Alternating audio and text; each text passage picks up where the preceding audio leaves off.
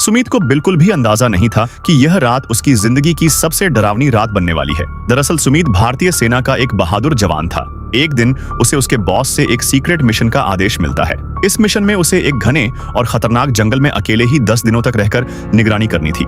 Army में आदेश को टालना संभव नहीं था, इसलिए सुमित बिना देर किए अपना सामान उठाता है और उस रहस्यमयी जंगल की ओर निकल पड़ता है। कई घंटों तक चलते चलते वह एक घनघोर और सुनसान जंगल में पहुंच जाता है। सूरज ढलने लगा था और चारों तरफ अंधेरा फैलने लगा था। समस्या यह थी कि सुमित के पास रात गुजारने के लिए टेंट भी नहीं था। तभी उसकी नजर एक बड़े पेड़ के मोटे तने पर पड़ती है। सुमित के दिमाग में एक आइडिया आता है, क्यों ना यहीं एक छोटा सा सुरक्षित घर बना लिया जाए। वह तुरंत काम में लग जाता है। सबसे पहले वह फावड़े से आसपास की बेकार मिट्टी हटाता है और जगह को साफ करता है। फिर गीली मिट्टी बनाकर दीवारों को मजबूत करने लगता है। पास के जंगल से वह छोटे छोटे पत्थर इकट्ठा करता है और गीली मिट्टी की मदद से एक मजबूत दीवार बना देता है। अब छत की बारी थी। सुमित जंगल से लकड़ियां काटकर छत बनाता है और ऊपर से गीली मिट्टी लगाकर उसे चिकना कर देता है ताकि सांप या जहरीले जानवर अंदर न आ सके। फिर वह लकड़ी से एक मजबूत दरवाजा भी बना देता है। कुछ ही समय में जंगल के बीच उसका छोटा सा मजबूत घर तैयार हो जाता है।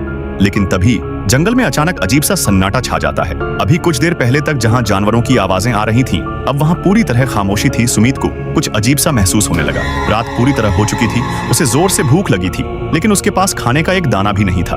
वह पास की जमीन खोदकर कुछ खाने लायक जड़ें निकालता है और आग जलाकर पकाने लगता है। तभी उसे ऐसा लगता है जैसे कोई दूर से उसे देख रहा हो। सुमित तुरंत अपनी टॉर्च उठाकर जंगल की तरफ रोशनी करता है और तभी पेड़ों के बीच उसे सफेद कपड़ों में एक धुंधली आकृति दिखाई देती है। सुमित जोर से बोलता है, कौन है वहां? लेकिन कोई जवाब नहीं आता।